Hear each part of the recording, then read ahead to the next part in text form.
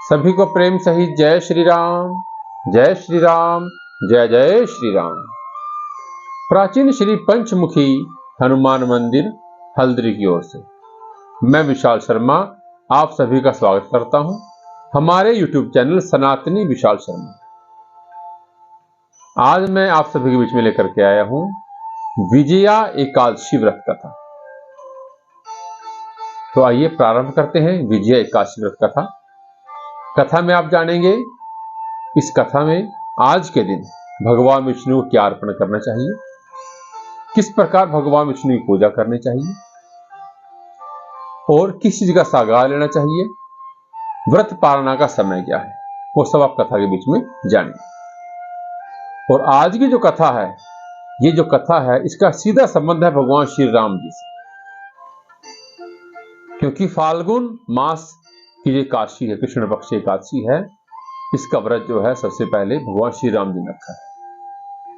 तो आइए कथा प्रारंभ करते हैं।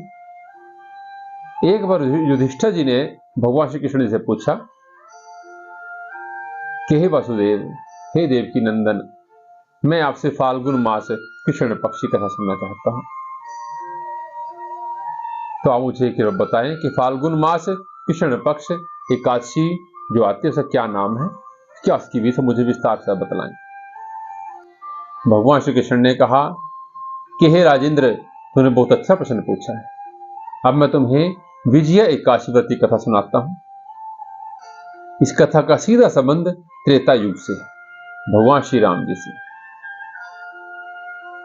कि जब श्री राम जी को वनवास हुआ और वनवास के अंदर मां सीता का हरण हुआ, श्री राम जी संतप्त हो गए और मां सीता को ढूंढ रहे हैं वन के अंदर यहां वहां। तो ढूंढते ढूंढते उनको जटायु मिलते हैं।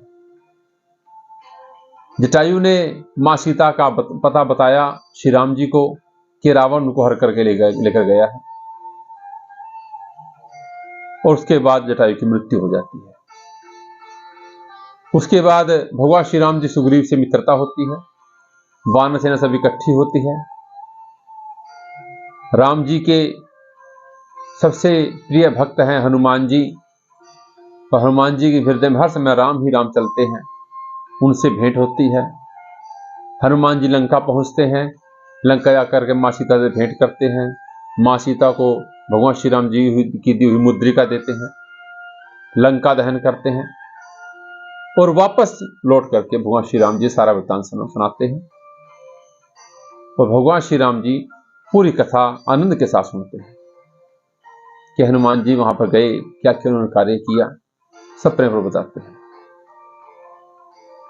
तो जब सब कुछ बताया तो जामवंत जी ने कहा राम जी से कि हे प्रभु, वहां पर जाकर के हनुमान जी ने पूरी लंका को उजाड़ दिया, पहले बगिया को उजाड़ा, उसकी पूरी लंका को जला करके राख कर दिया।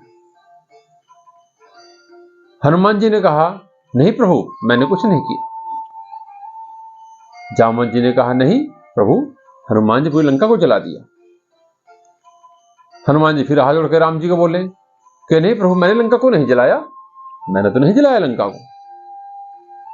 अब जामवंत जी फिर बोले हनुमान जी ने जलाया लंका को। हनुमान जी हाथ जोड़ फिर बोले कि मैंने नहीं जलाया। तो राम जी ने बोला तुमने नहीं जलाया तो क्या मैंने जलाया लंका को? प्रभु, मैं भी तो यही कह रहा हूं कि मैंने नहीं जलाया, आपने ही जलाया। आपकी प्रेरणा से ही सब कुछ हुआ है, आपकी प्रेरणा के बिना मैं कुछ नहीं करता। तो जब हनुमान जी सारी वृतांत सुनाया कि समुद्र के पार लंका है, वहां पर मां सीता अशोक वाटिका में है, वहां पर रावण ने उनको बंदी बनाया हुआ है। अब श्री राम जी पूरी वानर सेना से समुद्र तट पर पहुंचते हैं और वहां पर जाकर के लक्ष्मण जी ने श्री राम जी से कहा कि एक बाण से पूरा समुद्र को सुखा दो। लेकिन राम जी ने कहा कि इस समुद्र के अंदर मगर हैं, मछलियां हैं, बहुत जीव जंतु हैं, जो जल के अंदर रहते हैं, वो सब तड़प तड़प के मर जाएंगे। तो वाल्मीकि रामायण में जिक्र आता है उस समय भगवान श्री राम जी दालभ्य ऋषि से मिले। रामचरितमानस हम पढ़ते हैं तो वहां पर रामचरित जो मानस जो है वहां पर दिखाया गया है कि भगवान श्री राम जी ने वहां पर बैठ के तपस्या की, शिवलिंग का निर्माण किया जो रामेश्वर नाम के से प्रसिद्ध है। पार्थिव शिवलिंग भगवान राम जी ने बनाया था।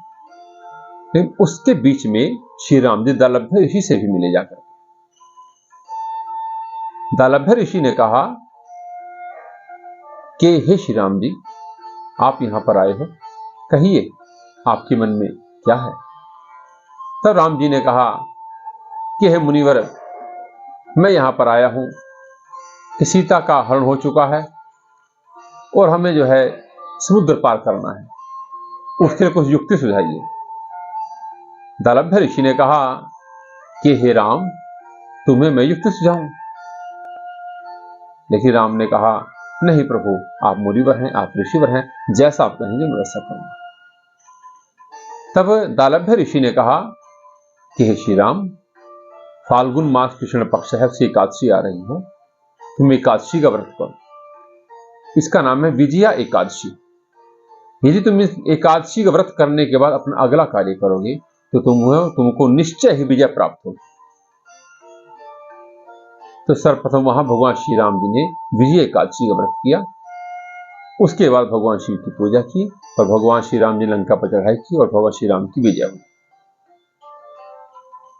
तो सर्वप्रथम भगवान श्री राम जी ने विजय एकादशी का व्रत रखा, जिसके परिणाम स्वरूप फल स्वरूप भगवान श्री राम जी को विजय प्राप्त हुई। अब कहते हैं कि प्रभु इस व्रत की क्या विधि है, क्या विधान है। जैसे मैंने पिछली कथा में आपको बताया हुआ भी है कि कुछ नए साथी नए हमारे साथ जुड़े हुए हैं, तो उनके लिए फिर दोबारा हमें बताना पड़ती है विधि कथा की। एक बार दशमी के दिन से व्रत प्रारंभ हो जाता है। दशमी की रात्रि को साग या पत्ते वाली सब्जी का सेवन ना करें, शहद का सेवन ना करें, कांसी के बर्तन में भोजन न लें। एकादशी के दिन भी अपने घर से बनाया हुआ पदार्थ आप खाएं, जो फल आहार आपने लेना अपने घर से बनाए हुए खाएं, बाहर से कहीं पर ना खाएं।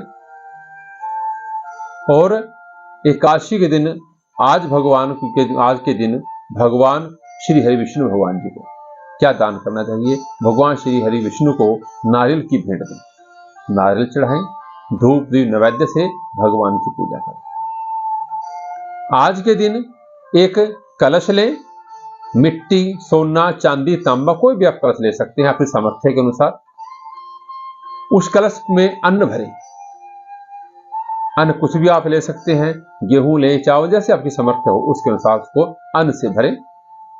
उसके ऊपर एक कसौरा रखें, उसके अंदर जौ डालें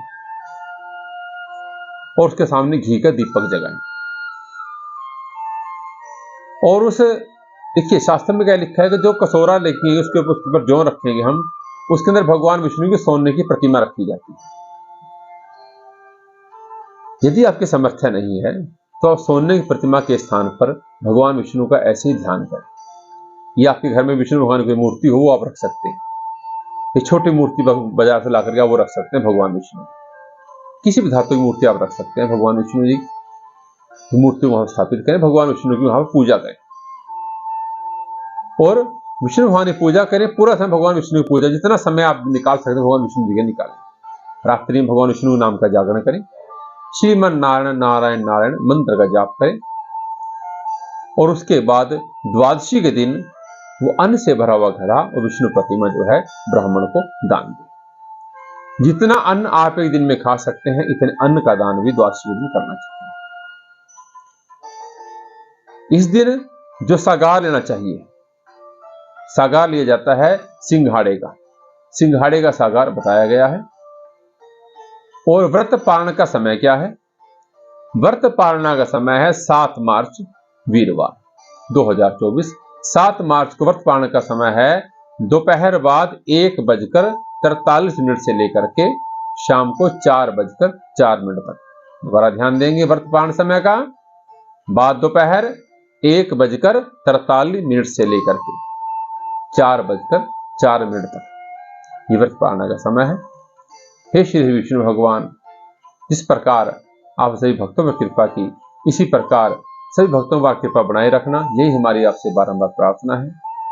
और जो भी एकादशी व्रत रखते हैं उन सब की मनोकामनाओं का पूर्ण करें, घर में सुख शांति रखें, अन्न धन की वृद्धि करें, यही हमारी आपसे बारंबार प्रार्थना है।